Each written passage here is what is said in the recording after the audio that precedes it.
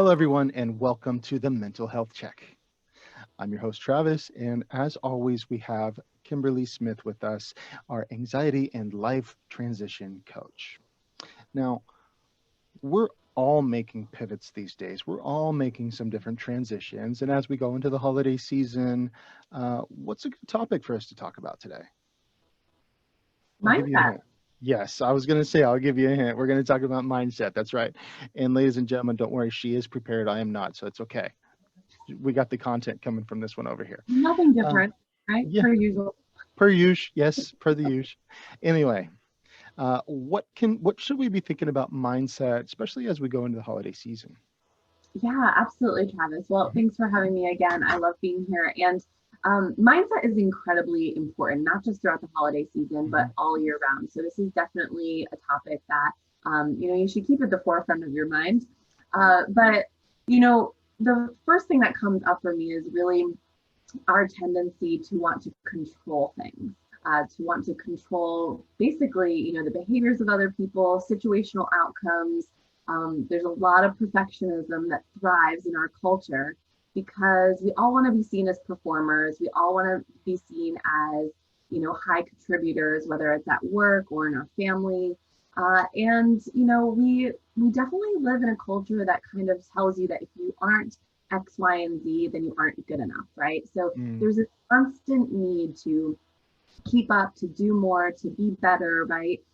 Which I obviously love self improvement and personal development. That's what I mhm. do. But when it comes to perfectionism and trying to be this perfect version of, yourself and be a perfect mother or father or member or perfect, friend or anything, right? That's a Mhm. really high bar for all of us to live up to, right? Speak for Especially when, yourself.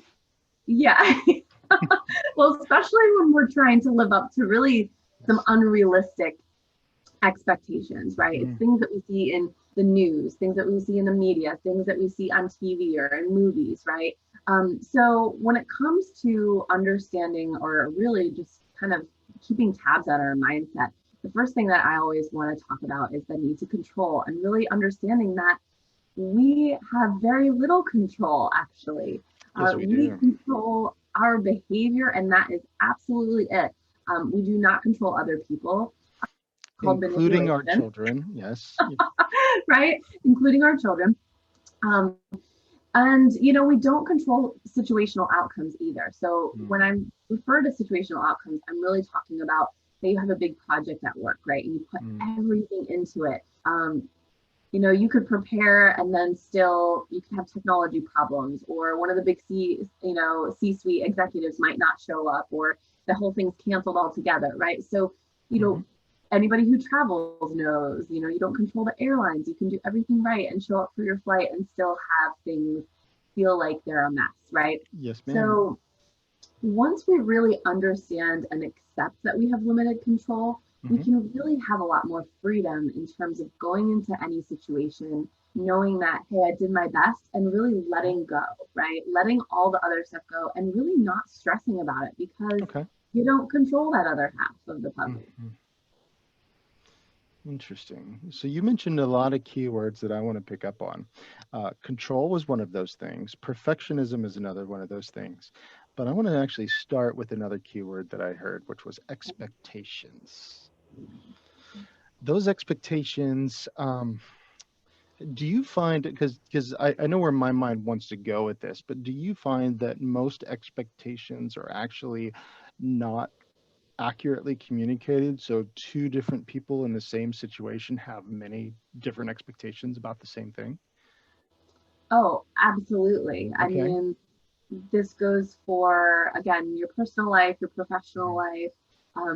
In my experience, from the employee's perspective, Mhm. you really have to ask the direct question: what are the Mhm. expectations from me within this project, or what are the expectations for me for the next 90 days? I do think that's a piece of the big picture that sometimes management even has a hard time articulating. Mhm. And then when it comes to our personal life, right, sometimes we think we're communicating what we want or what we need and what our expectations are. And really, we're just, it's our inner dialogue, right? We're thinking about it. we're not Hmm. verbalizing it to the other person or to the Right. other people that might need that information. So absolutely. And then a lot of times it's really, a conversation that we're having with ourselves about how we should be or how something should, turn Mm. out or what something needs to be like, or how we need to do, right? Hmm.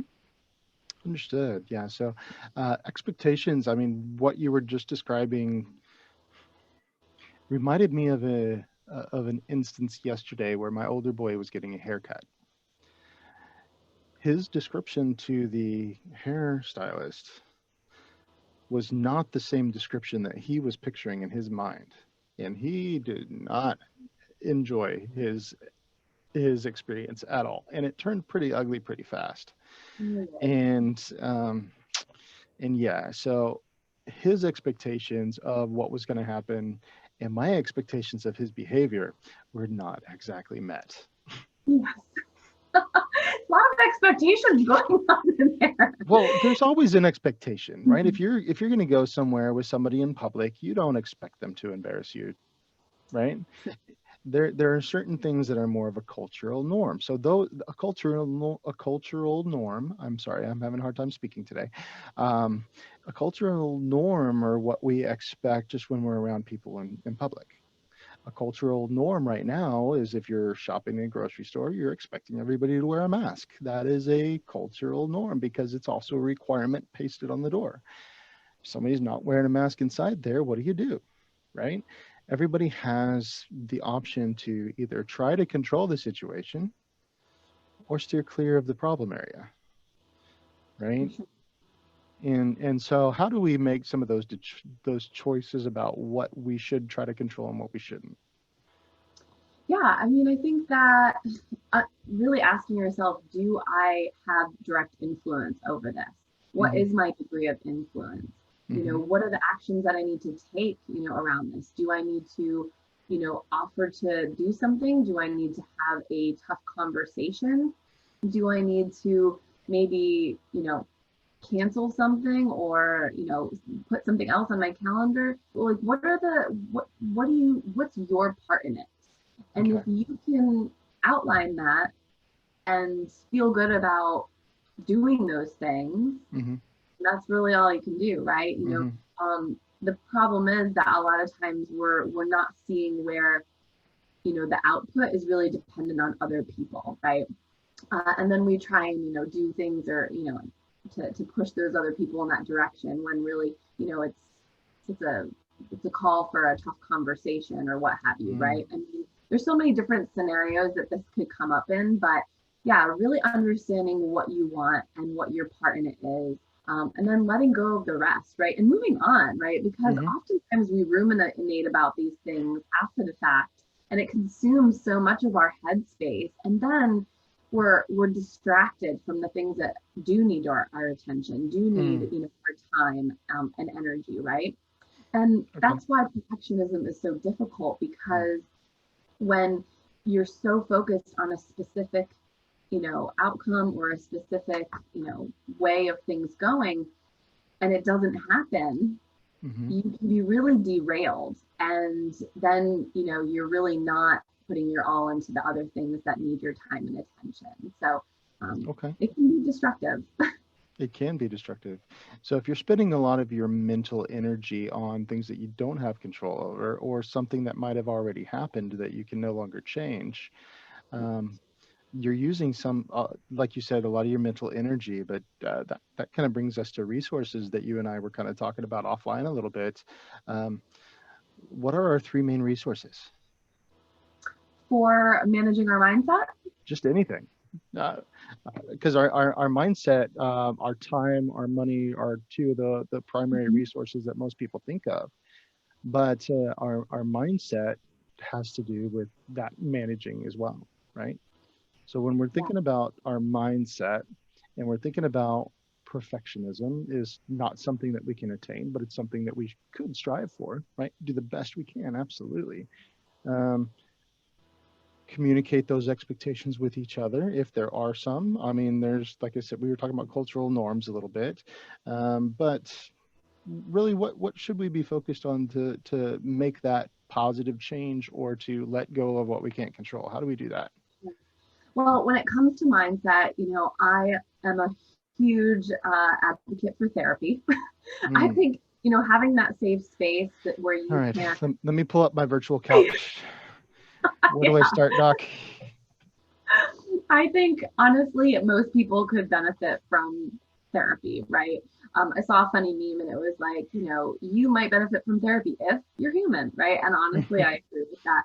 Um, Having that safe space is incredible for somebody to actually give you some validation, for you to Mm, understand your thought processes and kind of get feedback on that from a neutral party. I think that's okay. an incredible resource. Hmm. I also think that, we can obviously do some of this work ourselves, right? So a lot of times when things don't go as expected, right, or expectations aren't met, Hmm. then we start to notice some intrusive negative beliefs, right? Some negative thoughts popping into our head, or limiting beliefs, about ourselves or about how good we are. We might just start to like talk some trash about ourselves, and that's Mm, honestly not going to help. But if you can have the awareness to notice when those negative beliefs about yourself or negative thoughts are starting to intrude, then you can stop them. And how we stop them is really by reframing what that negative belief or negative thought is telling us, right? If it's telling us mhm. that we're not good enough, then we need to reframe that into I am enough and I did my best and that's all I can do and that's good enough, right? So, Stuart Smalley. yeah, I'm good enough. noticing. I'm smart enough. Doggone it. People like me. Exactly, Yes. exactly. And then, those become affirmations, right? So, Right. I know we've all had a lot of changes in the workplace, a lot of Hmm. unexpected challenges, and we've resisted some of that, right? Because change is hard. And Mm. so, one of my favorite affirmations that I've kind of created throughout this time is that unexpected challenges provide opportunity to learn, ignite my creativity, and contribute to my professional growth, right? So you can write your own affirmations or, It's almost like that was in front of you. it was. No, but that's another good visual thing. It helps to keep visual reminders, especially about affirmations. Um, Absolutely. yeah. In fact, you can't see, but I have a whole row of sticky notes where I have my favorite motivational, affirmations and quotes Mhm. because, yeah, we all need a little We bit do of need those. extra push. Yes, absolutely. And I wasn't calling you out because you had something in front of it. I think it's a great idea, and I actually don't have any affirmations in front of me, but I have notes and ideas and things that I keep in front of me all the time. Uh, just from a consulting standpoint, a lot of people recommend having your vision in front of you so you can know what you're working towards, and b, be reminded of your metrics that you're trying to accomplish so you can keep those in front of you.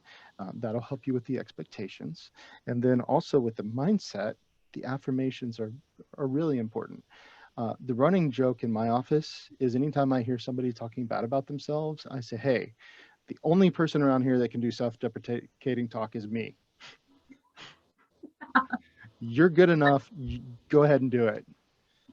Well, and that kind of goes into another idea and another topic of self acceptance, right? So, just Mm, like we have to accept that we have limited control in any and all situations, right, other mhm, than our own personal behavior and contributions, when it comes to self acceptance, and also just knowing that like we don't need to live up to what the other people around us are doing, right? We mhm, really need to stop comparing ourselves to other people and also be proud of what we bring to the table. I call that your onlyness, which is mm, the things that only you bring to this world, that bring to your workplace, that you bring to your family, right? mhm. And just remembering all of those things that actually make you special, and can give you a little bit more self acceptance just around possibly meeting some of these imaginary expectations that you may Mm. be, creating for yourself or trying to live up to when you look at the people around you. Hmm. Interesting. Mhm. In one of my articles, because I wrote that article series on the Unemployment Survivor's Guide. And in Mhm. one of those, we talk about personal branding. And a lot of people say, well, I don't need a personal brand. And my response to them is, you have one already. You Exactly. just might Sure. not know what it is. But there's something very unique and special about all of us, or else we wouldn't be here. And if everybody was exactly the same, it would be extremely boring and generic. So everybody out there in TV land, internet, wherever you're watching this on from the World Wide Web that I believe Quail invented a while back. Was that it? But you all have something very unique about you. So celebrate those differences, celebrate those strengths that you have. Focus on the strengths, not necessarily the weaknesses, because if you're applying your strengths to where you belong, in what you're supposed to be doing and you find your purpose in that, then it meshes together so well. So don't keep trying to fit a round peg into a square hole. It doesn't work. But if you find your round hole and you're a round peg, oh, that's going to fit beautifully, right? Yeah, Sorry, absolutely. that was a public service announcement. So, and time in, take 3, take 4, whatever we're on right now, and back to you, Kimberly. What do you have for us for the newsroom? Yes. Well, I mean, I think in terms of mindset, I mean, those are a lot of great tools right there, Mm, right? Understanding that we have limited control and, just being able to let go of things beyond, our personal behavior. hmm Um, Also, ability to reframe negative thoughts mm. into positive affirmations. And then also self acceptance and, take pride in yourself. Like you said, we Big ol' all self bring talk. really unique gifts and talents to this world. And, if we were all the same, then it'd be pretty boring. It So, would be. yeah, like while your neighbor might have, A, B, and C, you have, all these other great things too. So, Absolutely. And together, it's better.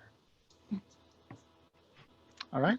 So thank you as always, Kimberly. And I'm even going to, my those are pleasure. so good. Those are so juicy. I'm even going to break them down into some morsels for you guys to look at below. Okay. My gift to you right before Thanksgiving, because I'm thankful. I'm thankful for you too, Kimberly. And Oh, peaceful for until you, next, Travis. oh, thank you. And Oh. until next time, this is Travis and Kimberly from the Mental Health Check. Bye.